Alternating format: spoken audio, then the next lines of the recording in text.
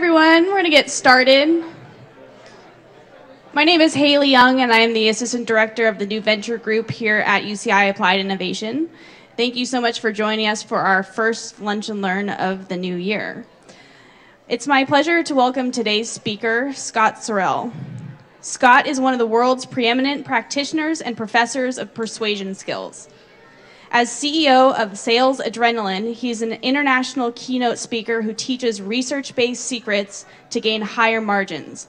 On the academic side for the past 6 years, Scott has served as an adjunct professor at Cal State Fullerton and Concordia University, teaching MBA's upper division sales and marketing courses and leading consulting teams. Scott also serves as an expert in residence here at UCI Applied Innovation. Scott is here today to present on how to charge higher prices and get your customers to thank you for it. Welcome, Scott.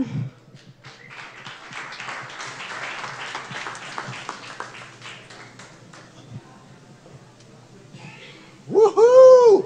How you doing? Good.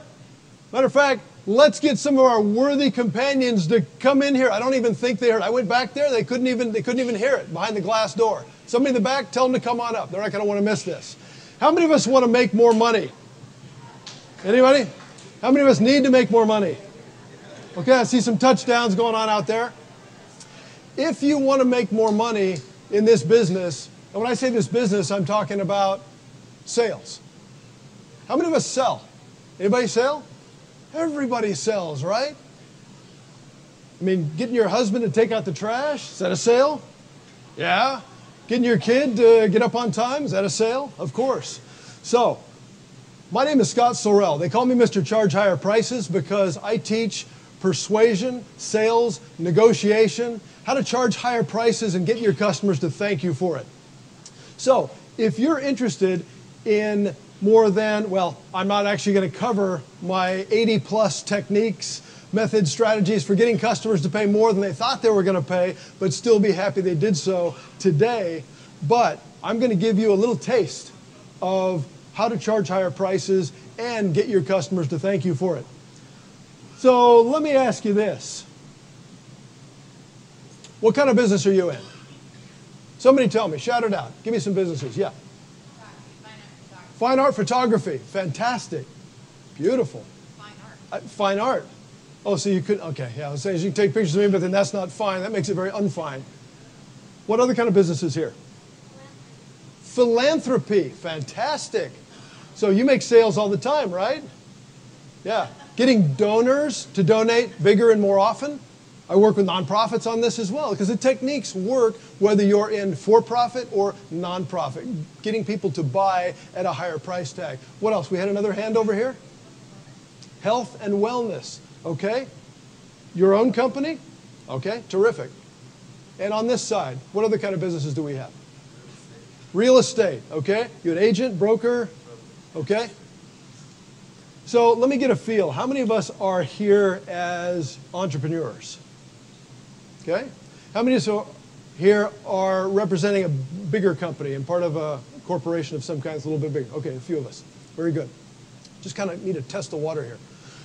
If you want to make more money in business, you need to become more persuasive with your clients, more persuasive with your prospects.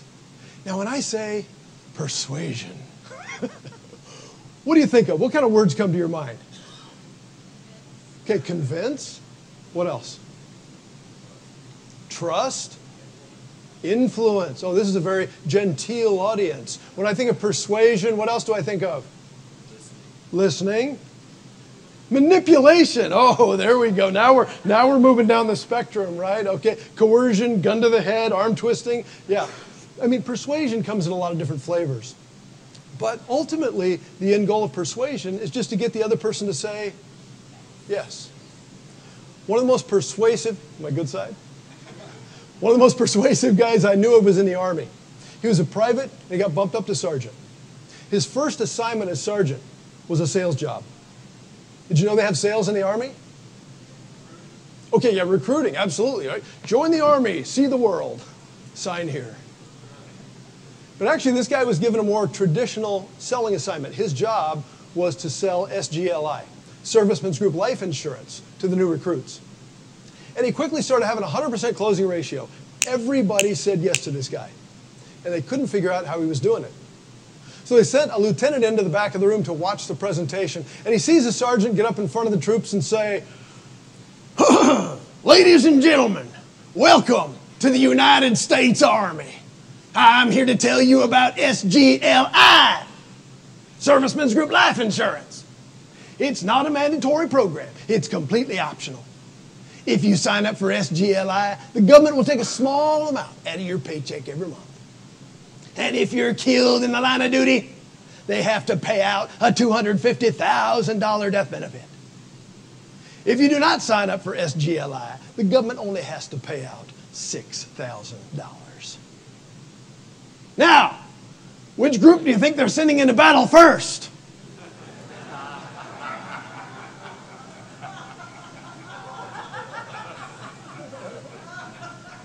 Persuasive?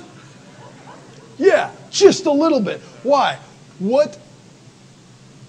Matter of fact, how much would these guys been willing to pay to get Servicemen's Group Life Insurance at that point? Anything, up to and including their entire paycheck, right? Why? What need was the sergeant tapping into on the part of his prospects? Yeah, the need not to die, right? I mean, how many of us share that need here today? Yeah, seems fairly universal, which means he could make that assumption going into his presentation. One of the challenges is when we give our powerful presentation, our pitch, whether it's for investment money, whether it's for a customer to buy, whether it's for a donor to give, we give our powerful presentation and they don't say yes. And we think, why did they not say yes? It's because you gave your presentation and not their presentation. There's a big difference. If you're going to be persuasive, you have to understand that customers, and I'm using that broad term, customers buy for their reasons, not for yours.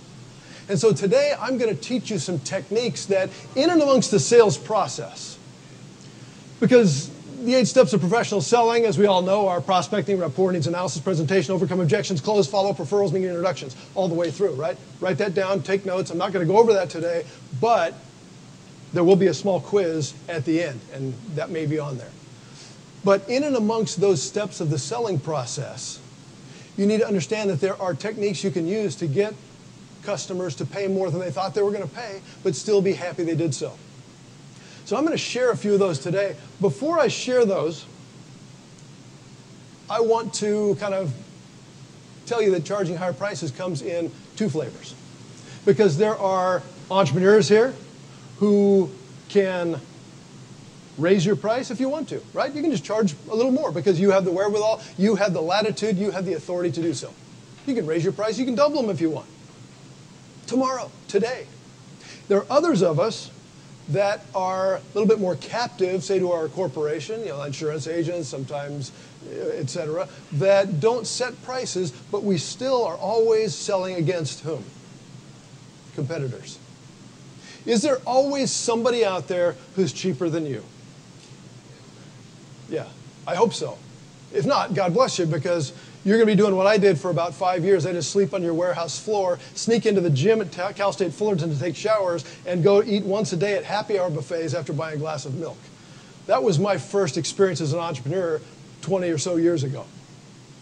Not a happy place. Why? Because I charged less. I was Mr. Charge Lower Prices. I charged less than all my competitors, could not even afford a place to live. Not a strategy I recommend. So, understand that these are the 2 ways charge higher prices come into practice. So I want to share with you a concept that I call the value triangle. The value triangle has 3 sides, good, fast, and cheap. And kind of like Burger King, their old slogan, have it your way. Mr. Customer, pick any 2. Because there are 3 things that all your customers want. There are 3 values. They want it good, they want it fast, they want it cheap. They want the highest quality. Yes? Agreed? They want the most fabulous service. Is that what they demand from you? And they want it all at the lowest price. Now, is there any company on the planet that can offer the highest quality, the most fantastic service, all at the lowest price? There's not. I have yet to find one. I have audiences challenge me with company names from time to time, and we'll discuss it, and then suddenly they'll realize, oh, we're missing one side of the value triangle. The easiest way to really illustrate the value triangle is with an exercise that I call the living value triangle. And for the living value triangle, what do you think I might need? 3 lovely volunteers. So, hands before I start picking on people. Come on. Okay, one right there. Mark, come on up. Fine art photography lady, come on up. And one more from this side. Come on, this side's got to have some courage, some chutzpah, some... We're in Southern California. Cojones? Okay, there you are, my friend. Okay, give them a hand. Give them all a hand. All right. Andrew, man, I like your hair. That is cool. Look at that. I was going to say, I like any hair. Any hair. That's good with me. But yeah, but yours is cool, man. Okay, so now it's Andrew, right? Yeah. Andrew, you are good. Saint Andrew. Now, Andrew, your horns keep pushing that halo off. So yeah, there you go. Saint Andrew. Andrew, fantastic. What's your name again? Mine, Catherine. Catherine. Yes. Oh, baby, cool. You're fast. Fast? Yeah, you're fast. You got good, fast. Fast, yes. And Mark, I'm sorry, honey. Mark, you're just cheap. Oh, man. Yeah, that's kind of like Saturday night, right? Yeah, right. You know what? There you go, souvenir. Excellent, all right.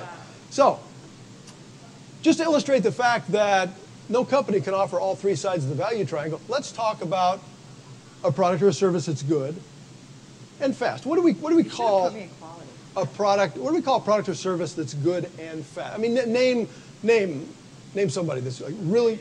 What is it? Mercedes. Okay. Tell me. Okay. But now, when I say fast, I don't necessarily just mean fast service. I mean however you define service in that industry. Okay. But okay. So Mercedes. Let's say Fletcher Jones. Done some work over there with them. Great dealership. Phenomenal service. Right? Is it good? High quality? Absolutely. Amazing service? Yeah. Let's look off in the distance for this guy. Right? Is it cheap? Not even close. Or how about FedEx? Absolutely. Or how about a rush job? If you're having a prototype made or something, what do you have to pay for a rush job? Oh, high quality, fast, but man, you're paying through the nose for that thing. Now, yeah, absolutely. Now let's talk about fast and cheap. McDonald's, okay. That's the first word out of everybody's mouth, McDonald's.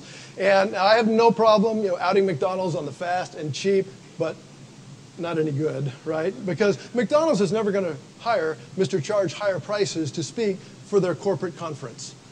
Agreed? In fact, Mr. Charge lower prices. They say, how can we get this a little bit lower and reduce our quality a little bit more? Now, that's always a good one. Now, let's talk about cheap and good. The best way I can illustrate cheap and good is my brother wrote a book a number of years back. It was a fantasy novel, kind of like Chronicles of Narnia kind of thing. Really great book. And so I called one of my high school buddies. His name's Bill Eakin. Bill is one of the top illustrators in the world, which is why I got pretty poor grades in senior English, because he sat right behind me and I was always looking to see what he was drawing. Dragons and, guys hanging by the neck and all fun stuff, But, I mean, he's done work for George Lucas. He's a phenomenal illustrator. So I called up Bill and I said, listen, Bill, my brother just wrote a book. We need about, 20 black and white illustrations for inside. We need a full color wraparound cover. And my brother doesn't have any money. What do you think Bill said to me, his good friend? He said, Scott, I got you. I'll take care of it. Don't worry I'll give you the friend discount. So when we got the illustrations, were they good? Yeah, they're phenomenal. They had a signature on them. Wow, we were blown away. Were they cheap? Yeah, he gave me the friend discount. How long did we have to wait to get those illustrations?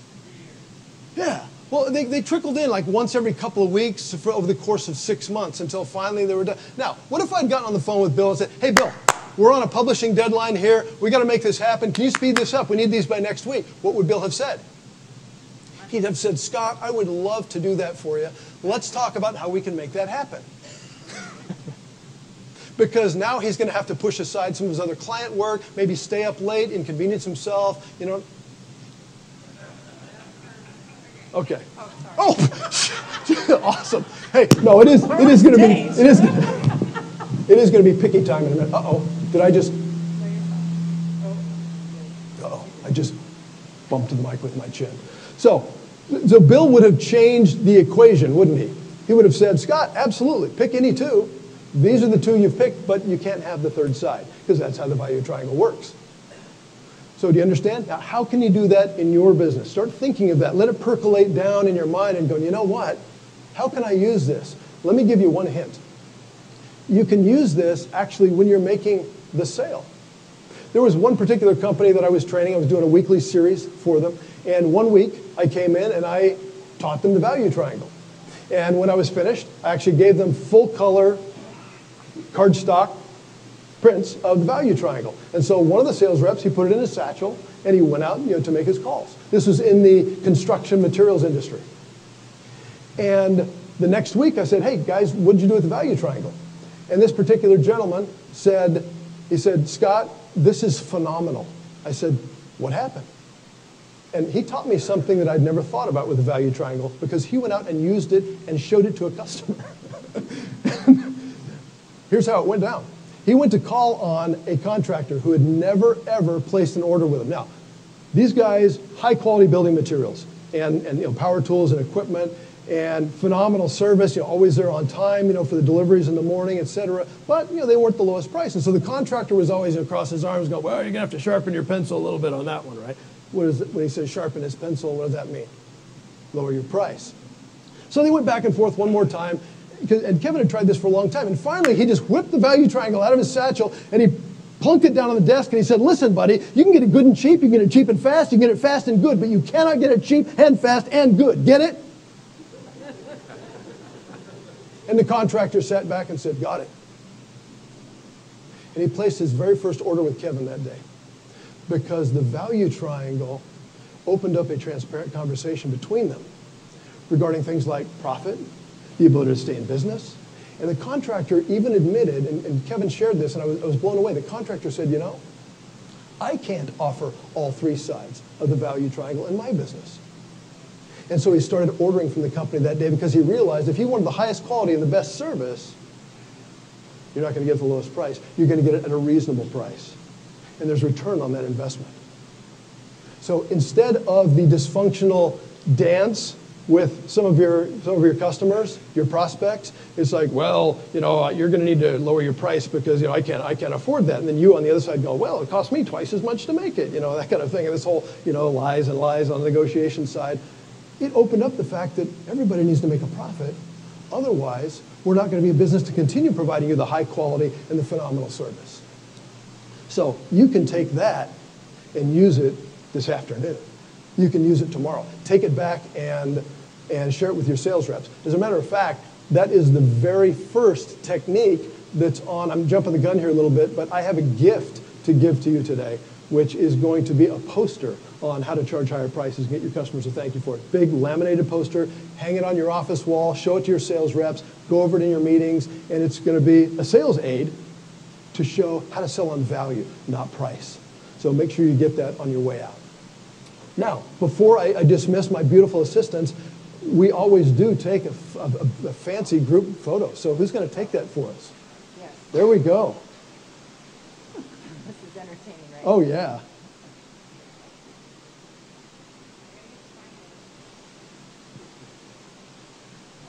Okay, Cool. make sure I get a copy of that. And you guys can see that as well on humiliatedentrepreneurs.com. Beautiful. Okay, let's give them a hand. That's my favorite.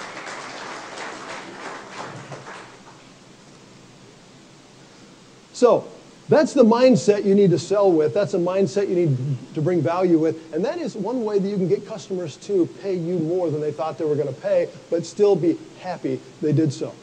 Let's talk about the next technique, which I call raise the ceiling. Raise the ceiling. Now, if you have a $1,000 product, what are you able to sell to your customers? This is not a trick question. If you have a $1,000 product, what are you able to sell to your customers? Thank you, a $1,000 product. Excellent, very good. Sharp audience, I can tell. Now, if you now want your customers instead to buy a $2,000 product from you, what do you have to add to your product lineup? A $2,000 product, genius. And that's what some of the big, my clients are, Cisco Systems, MetLife, BMW, Raleigh, great companies. And that's the same thing they say, add a $2,000 product. And I always tell them the same thing. Wrong. If you now want them to buy a $2,000 product from you, you have to add a $2,000 and a $3,000 product to your lineup because buyers tend to gravitate to the middle of your price range. Buyers gravitate to the middle of your price range. Research shows over and over again that that's the case. Now, that $3,000 product, it's got all the bells and whistles, right? It's got the whipped cream, the cherry on top, the nuts, the concierge red carpet service, the CEO's cell phone number. You've priced it high, but you've loaded it with value, right? There's a special name for that $3,000 product. You know what we call that? Premium, okay. Actually, there's a technical term in economics. We call it the decoy. It's the decoy. $3,000 product is your decoy. What does a decoy do in real life, by the way? Okay, yeah, well, it actually attracts the attention of ducks and they come down. So a decoy attracts. In this case, it attracts attention which direction? Upward in your price range to that $3,000 product. Now, when they see that $3,000 product with all the extras, all the goodies, everything they could ever want or dream of, and then they see the price tag, they say, well, I really want that, but maybe I can't afford it right now. So I'll back away a little bit and settle for that middle. I'm not going to take the bare bones stripped version because that thing doesn't do squat. That's just basic. That's the base model. I'm going to take the one in the middle because I'm compromising with myself. Now, here's what's fascinating. They've done research on this. When you offer dual purchase options, let's say you gave the $2,000 and the $1,000 option, guess where the vast majority of your customers will buy? Exactly. They'll purchase the $1,000 option. Most people don't want to bump their head on your price ceiling. So I say raise the ceiling, which is why I call it raise the ceiling, by creating a decoy that actually increases their attraction upward in your price range. Make sense? Cool. And there's a lot, I'll tell you what, there's a lot of unpacking I do with companies on this. And we can't go into it today because of our short time, but I'll tell you, there's so much meat on the bone with this technique. If you just use this without any extra training or help that I would give you or the research, this alone, just creating 3 price tiers will elevate your sales. It will elevate your revenues. Now, when I say revenues, I'm assuming that you have the foresight to pack a lot of profit into that $2,000 and that $3,000 product. Because revenue doesn't mean anything. I can take over your company today. I can take revenue through the roof, and I can put you in BK. I'll make you go bankrupt. I'll make prices so low that everyone will buy it. Your revenues will be crazy, and I'll drive you out of business. It's about profit. So when I say charge higher prices and get your customers to thank you for it, I mean when you add something like a second and third price tier, pack a lot of profit into it, much more than was on your original. Now, real quick question. How would you, let's say they're buying in the middle now, your $2,000 product, how would you get them to buy the $3,000 product eventually? Very good. Add a $4,000 product. And maybe a $5,000. Now, don't add too many, otherwise you get what I call the Baskin-Robbins effect, right? You ever take a 6-year-old? I remember I took my 6-year-old into Baskin-Robbins. How long did it take to get out of there? Yeah, like a half hour, because he couldn't decide between the birthday cake ice cream, the confetti ice cream, oh my gosh, just, I found a solution early on in my kids' lives. It's called Neapolitan. Here, chocolate, strawberry, and vanilla, right there at home, you're done. Oh, Dad, you're a god, Until they got like 8, and then I was just cheap. And that's when I showed them the value triangle. So, what you can also do is as you add tiers on top, you can also do what? Eliminate tiers on the bottom, which actually will change your target market. Your target market will change. You go from what I call lowball Larry to Rich Reggie. But that's a whole different discussion, because there are a number of techniques to make that happen as well. This good stuff? Good, good. All right. Sell the price differential, never the price. Let's say your solution is $100,000. You're selling a $100,000 product or service, combination package, whatever it is. Corporate level, $100,000. Maybe it's a training package, maybe who knows what it is. Maybe it's a piece of capital equipment. Now, do you need to make, I mean, if they need it, do you really need to make a $100,000 sale? If they need this service and they acknowledge it, if they need this piece of equipment and they acknowledge it, do you need to make a $100,000 sale? Actually, you don't. Because your competitor, who's lower priced than you, is at $90,000. How much of a sale do you have to make? Yeah, you have to make a $10,000 sale. So understand that you're always going to be selling the price differential, not the price. And one good way to sell the price differential, say of $10,000, is identify how do we do a little technique that we call reduce to the ridiculous. How do we reduce to the ridiculous? You know on TV when they say, for less than the price of a cup of coffee a day, you can sponsor a child. Well, that's the way they used to say. Now it's like a cup of coffee is $10, right? And so that you're going, well, that's still a lot of money. but you know, back in the day, it's like 50 cents or whatever. It would reduce it to the ridiculous. So that's what you want to do. You want to say, okay, you've got 50 employees. Really what we're talking about, Mr. Prospect, is there's 260 work days per year. We're talking about 77 cents per employee that's using the solution per workday. And that's just for the first year. After that, it's pure, I mean, you're already getting ROI this year because our solution is providing so much more in terms of value, which you've already quantified. But they're saying, well, we don't know, we've got a budget. Just because you got a budget, and I stole this line from a good friend of mine, Gregory Wilson, who's a top magician. He says, just because you got a budget doesn't mean you can't budge. As he smiles and nods hypnotically into their eyes. And it's true, because part of what you're doing, you want to establish a little bit of humor, a little bit of a connection, build some rapport. And if you got the right rapport, you can use a funny line. You may say, oh, that sounds gimmicky, Scott. You know what? If you've developed some rapport and created a connection, like Ariel? Hi, Ariel, Scott Sorrell. If we sat down for 5 minutes over a cup of coffee, you know, share some laughs and some insights, guess what? Why should I be treating one of my prospects any different from a friend? And once I make that connection, build that rapport, which is step 2 in the professional selling process. After you've got a prospect, you build rapport. You can do things like fun little lines and use them on them. Why? Because they're not going to be offended. They're going to laugh, and they're going to think about it because they know you're making an actual point. So you want to sell the price differential, never the price. And that's another way, instead of letting your customer, allowing them to settle for that $90,000 solution, which you know, if you're selling with integrity, and if you've identified all of their needs, what they like, what they don't like, what they would change, what they would improve, what their goals are, etc. If you've asked all the right questions, and you realize that the $100,000 solution is really what they need, and the other company saying, oh yeah, me too, oh we've got that too, only looks like a similar solution, but it's not an apples to apples comparison. If you don't have the professionalism to close that customer, what have you just done to them? You've disserved them because you didn't have the professionalism to get them to say yes when they should have said yes, because when they start feeling buyer's remorse, 6 months later, a year later, going, man, I wish we would have gotten that. Are they going to come back to you and buy your $100,000 solution? Probably not. Sometimes they will. And at that point, your lack of professionalism in closing them just cost them $190,000 to purchase your solution instead of the $100,000. So do your very best to find ways to increase the perception of value, which increases WTP, willingness to pay. I'm also an adjunct professor at Cal State Fullerton in the marketing department, and I teach how to increase WTP, how to increase willingness to pay on the part of your customers, on the part of your prospects.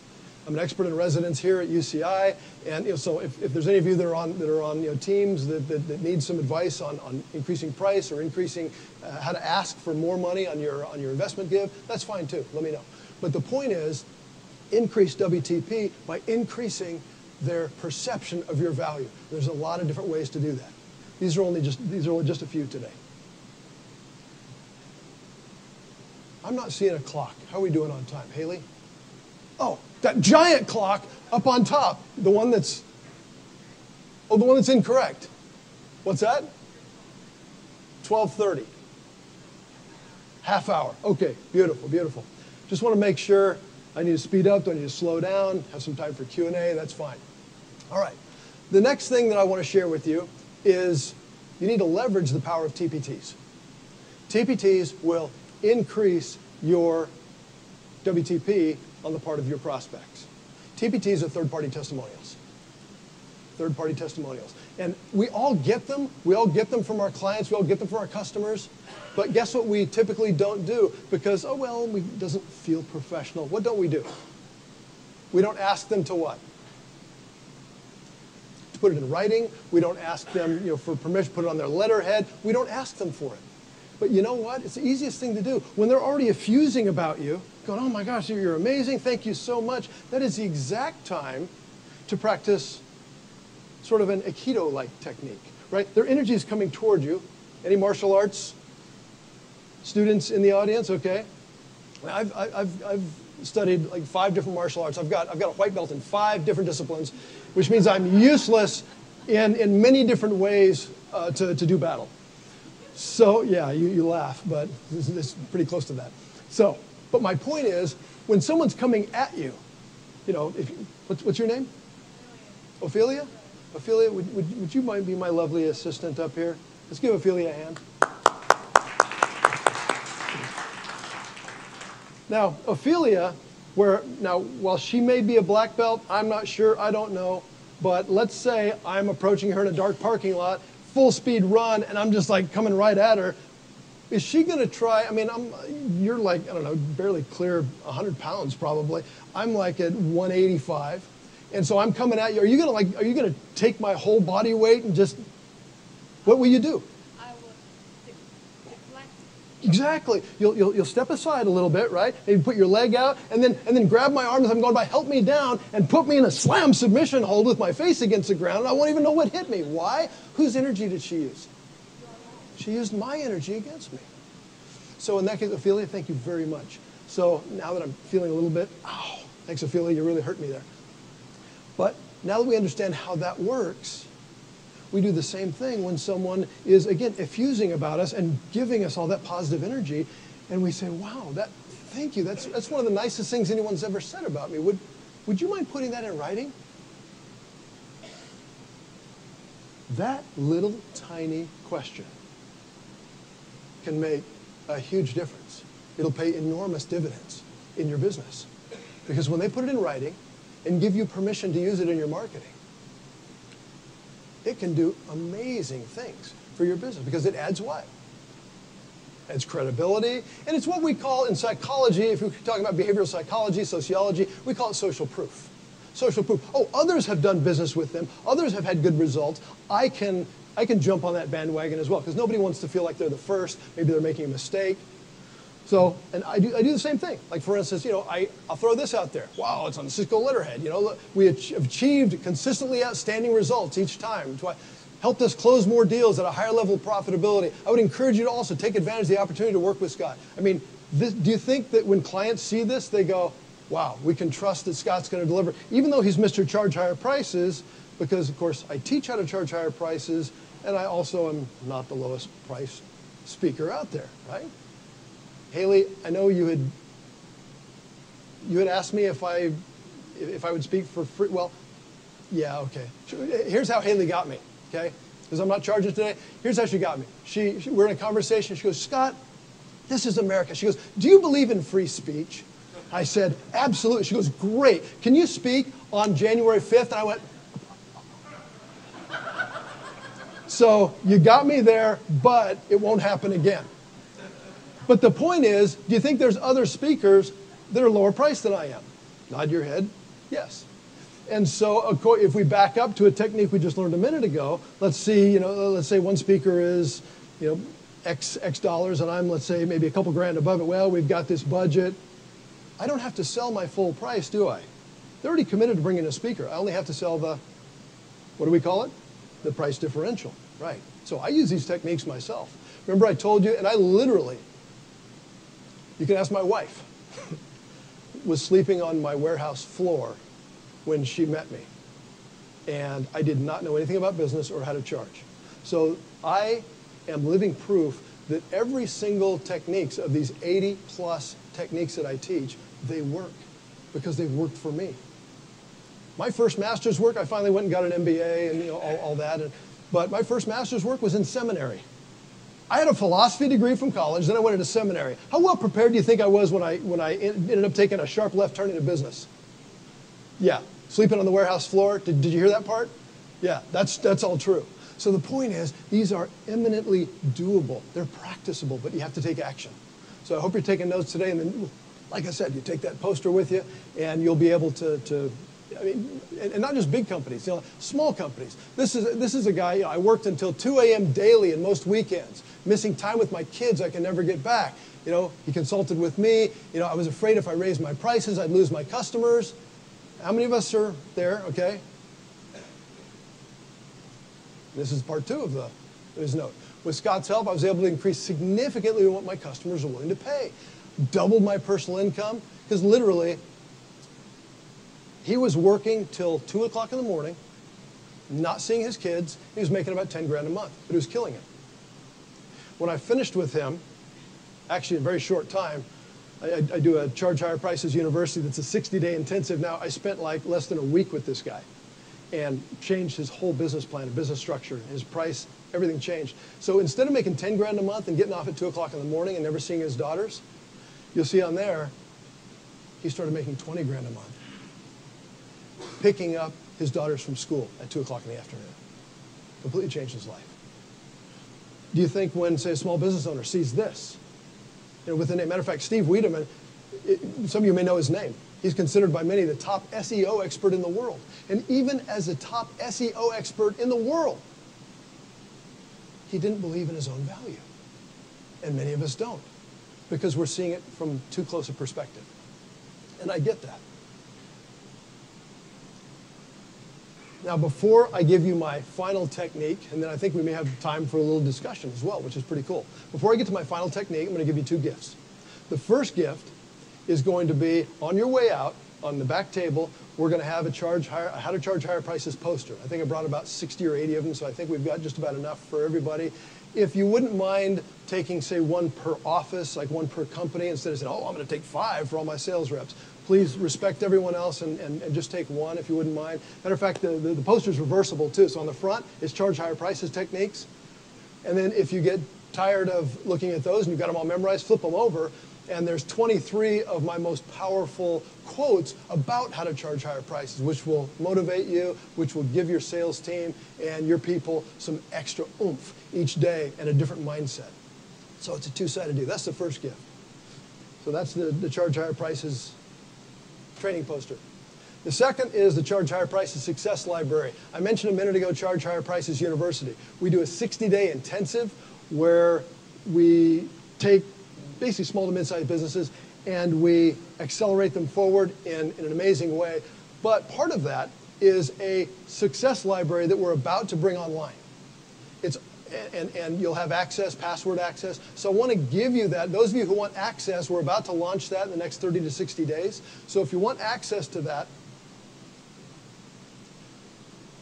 text just the word UCI, right, Ryan? UCI?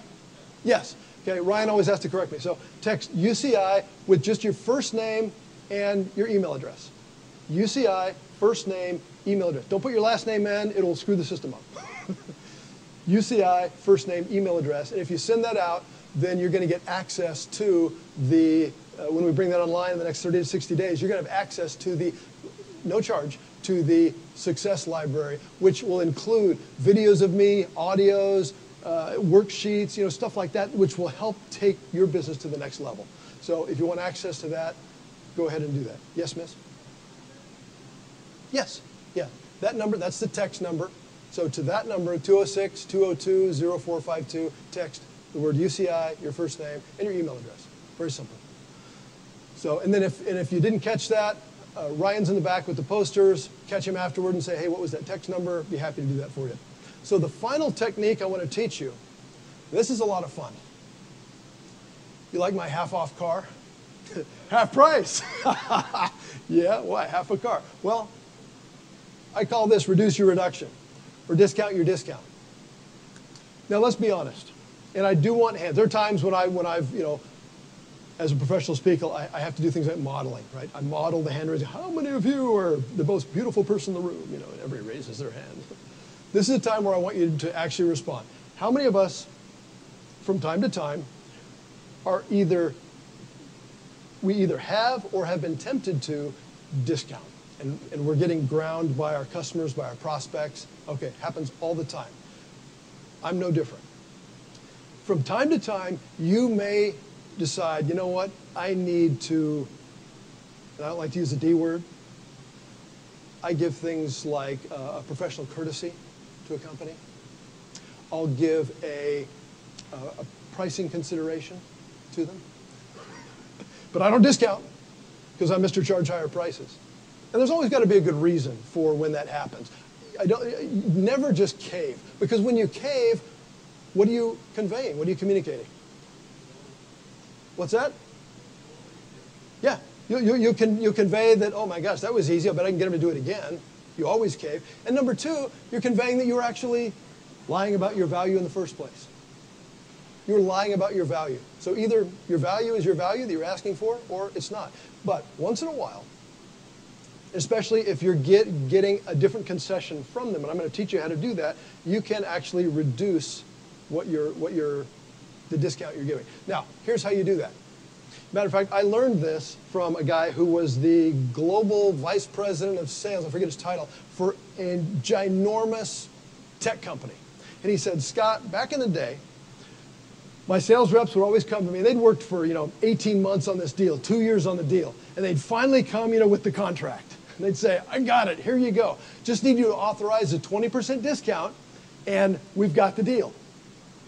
Now, the reason the sales reps would come in every time and ask for a 20% discount is he said, Scott, there was an automatic, unspoken 20% discount known in the industry that we had to conform to. So we'd play the game, right, and then the customer says, oh, we need a 20% discount. The sales rep comes, gets it authorized, and then they feel good about it. It was automatic. And so one day, this guy said, the sales rep walked in to see Bob, and Bob said, I'm not giving you a 20% discount. And the rep just went cold, and he's like, well, he sees his whole 2 years worth of work evaporating. I'm not giving you a 20% discount. Oh, why? And he says, I'm giving you a 17.23% discount. That's what I'm authorizing. And the rep went nuts. He said, I can't sell that. They're expecting 20%. And Bob said, you either come back with that contract or don't come back at all. And the rep, dazed, left the room and came back with the contract, authorized at 17.23%. And the rep even asked Bob, he said, Bob, what's this 2-3? And Bob said, the 23rd is my birthday. There was no rhyme, no reason, or logic. But when the sales rep came back to the client and said, you know what, we can't give the full 20%, we can only do a 17.23.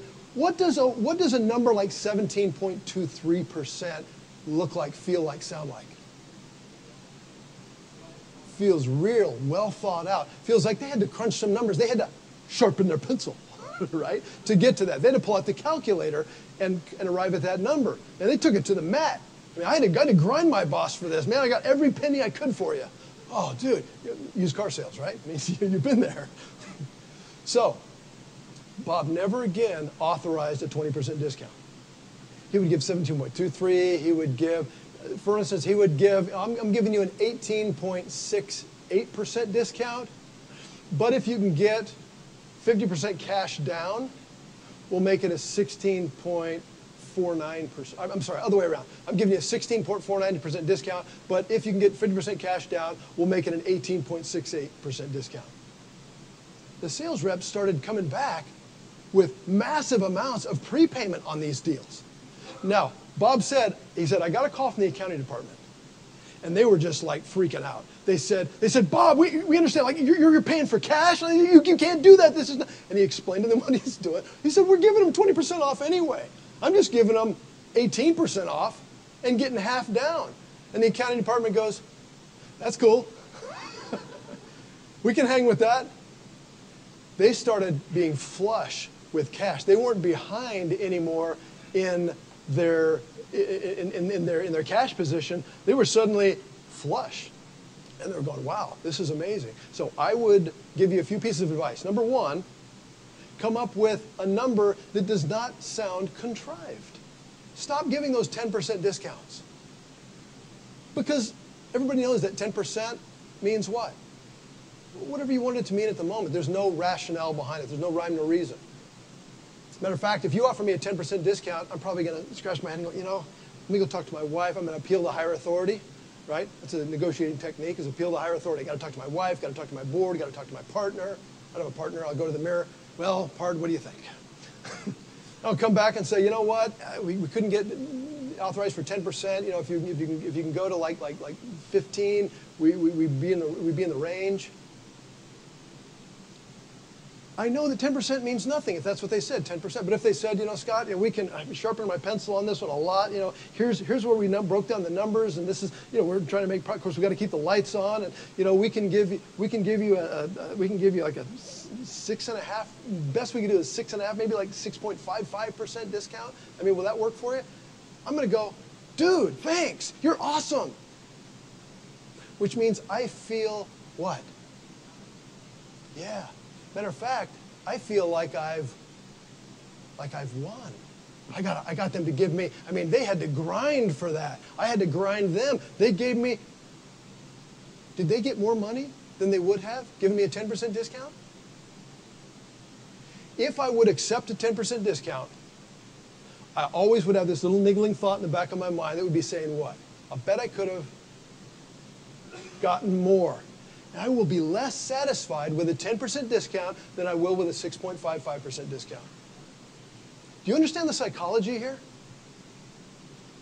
So come up with odd numbers, strange numbers, take it out to 2 or 3 decimal points,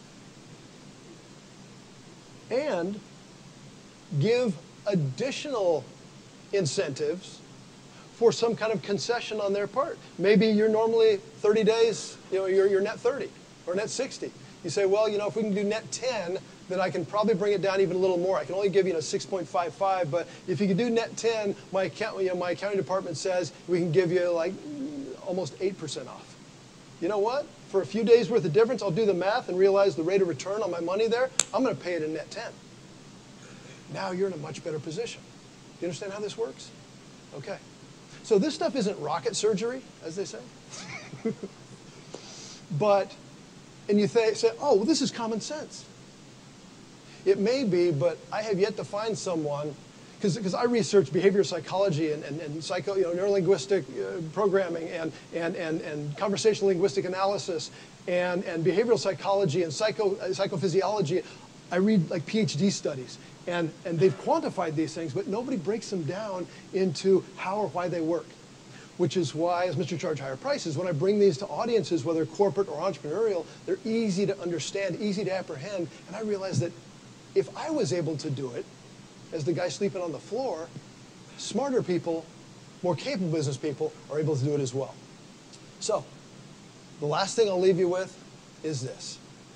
Some of you are going to sit there today and you're going to go, oh, that was a great speech, thanks, oh, good speaker, oh yeah, and you're going to do nothing with what I just taught you. If you want to achieve massive success, you have to take massive action.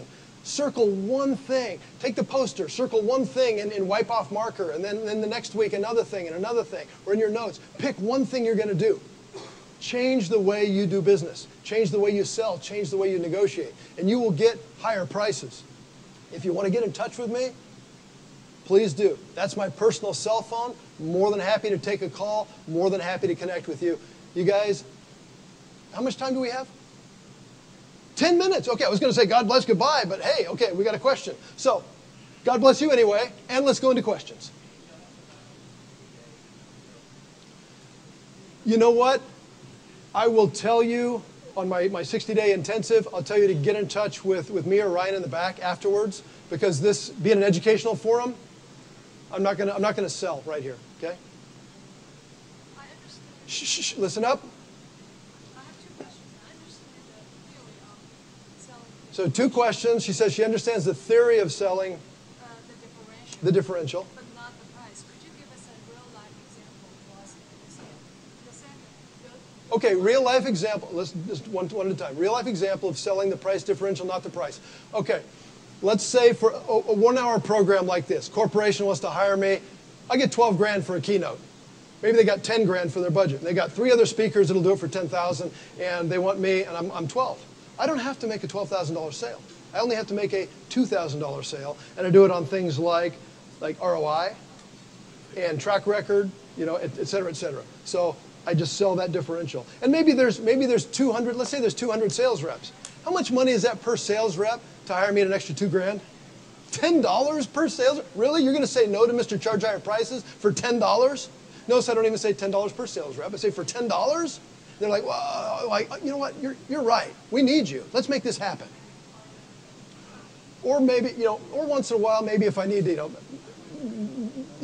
maybe I'll do it for a grand more. Listen up. For a grand more, but I never just discount that other grand because that tells them I was lying. I'll never just take $1,000 off. I'll say, for that $1,000, tell me a little bit more about, let's talk about, your company, what you provide. Oh, you provide these services. Oh, you provide these products. I get all kinds of stuff. Okay, I'll get stuff that maybe, I got shopping sprees in stores before for Christmas. It's amazing. I mean, season tickets, to Angels or the Ducks, all kinds of things. So always, if they're asking you for a price concession, always ask for a concession in return. Graciously and humbly, though. Your second question? What techniques seem to work very well in a B2B circumstance? Okay, she says, my techniques seem to work very well in a B2B circumstance, but? What if you have an e-commerce website? E-commerce website. Okay, so you're not face-to-face with them. I do have a lot of techniques that work, like on websites and stuff, and I do teach those. Today I thought, I had to kind of middle of the road. What is everyone, mostly going? So I'd be happy to talk with you about that afterwards. Say thank you. More questions? Yes. Why did I leave? I ran out of money. And I went into business to make money to go back into seminary. Do you see how that worked out? Yeah. So, I got a pastor's heart. I love people. I love connecting with people. I love helping. Chris is one of my clients. He'll tell you, I'm just on a heart level. I love connecting with people. I would love to give away everything I do for free. I really would, because that's how I'm wired. Just give, give, give, give. But you saw what that did to my lifestyle before. And now I'm married. I got kids. And, I even asked my wife the other day, I said, honey, we were hugging, and I was looking into her eyes and whispering sweet nothings. I said, honey, would you still love me if I didn't have any money? I got to say, without hesitation, she said, of course I'd still love you. I'd miss you. But I'd still love you. So.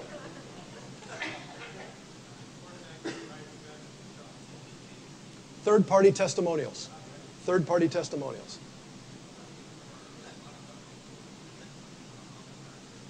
Okay, a lot of companies will use a lot of a la carte services.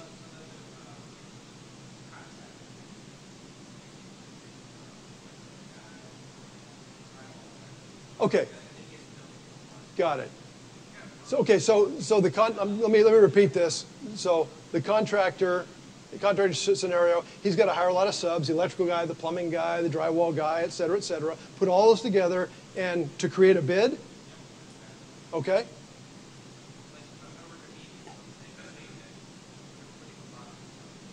Okay, when you subcontract stuff out, you put it all together. Right. So they should be paying a premium that not only are you going out to collect those pieces. Anybody can go out, I can get on Google, and I can get a plumber, and an electrician, and a drywall guy, and have them all show up on the same day. Oh, wait, holy crap, none of them showed up. Oh, that's right, they're contractors. No offense to our contractors in the audience who are reputable, with integrity. If that guy exists and he's in here, my apologies. But you know what I'm saying. Matter of fact, I'll give you a quick example. My contractor, who for years he's done all my additions and room additions and all kinds of improvements on my home. He told me that he went out to give a bid on a job, And this guy was collecting 3 bids, right? And so Bill said, he said, you know what? I didn't like the guy. I didn't want to work with him. I didn't want to work for him. So he goes, it was like a $65,000 job, and he cranked it up to almost $80,000. And so he gave him a bid that was about 15 grand too high. And he goes, and the guy said yes. I was way above the other contractors. And he said, Scott, but here's what was interesting. What happened is every time the guy, you know what a change order is, right? Every time the guy would say, oh, you know, instead of the light switch over here, do it over there. Well, that requires extra wiring. Or, you know, the toilet, let's move it into this other room. Every single time, Bill said, no problem, no problem, no problem, no problem. And he said, I didn't have to nickel and dime the guy. I felt great about it. He felt great about it. He goes, it ate up some of that extra profit, but it was in there anyway. And he made about 5 or 10 grand more than he would have by doing what Henry Kissinger said. Henry Kissinger, former Secretary of State under Richard Nixon, considered one of the best negotiators in history. His advice, he said, success at the negotiating table depends on overstating your demands. Success at the negotiating table depends on overstating your demands. Ask for more than you expect to get. What's the best that can happen? They might say yes. Oh my gosh. Now you got to wait to do the happy dance. You say, okay, very good. Nice doing business with you. You get out to your car, you're driving down the freeway. Yeah. What's the worst that can happen? They say no. Maybe you didn't want that one anyway. Or maybe there's room for compromise or negotiation at that point. See how that works? So always command a premium for, I was getting back to my very first point was you're adding the convenience of having assembled this group of workers. You've assembled premium, reliable, top quality people. Would that customer of yours have been able to ascertain who is the best? Because everybody says they're the best because they're all A1 plumbing, right? AAA, electrical, right? That's what they all say. Who can tell? You can tell. And that commands a premium. Yes? So you mentioned the value triangle. Yes, the value triangle, 3 sides, good, fast, and cheap. Right, so I see it as a good construct or as a construct that is this idea of charging higher prices. But then you brought that up and you were talking about the hamburger thing. And then it makes you think, especially in California, about the in-out kind of concept, which is absolutely different than what you're projecting. And I'm thinking... Really? Okay, let's unpack this. Yeah, and I'll tell you what I'm asking about. Okay. Which is, it seems to me that value proposition is very long-term, like a game of a long-term value that really gets stuck in a consumer's mind, and you always go back.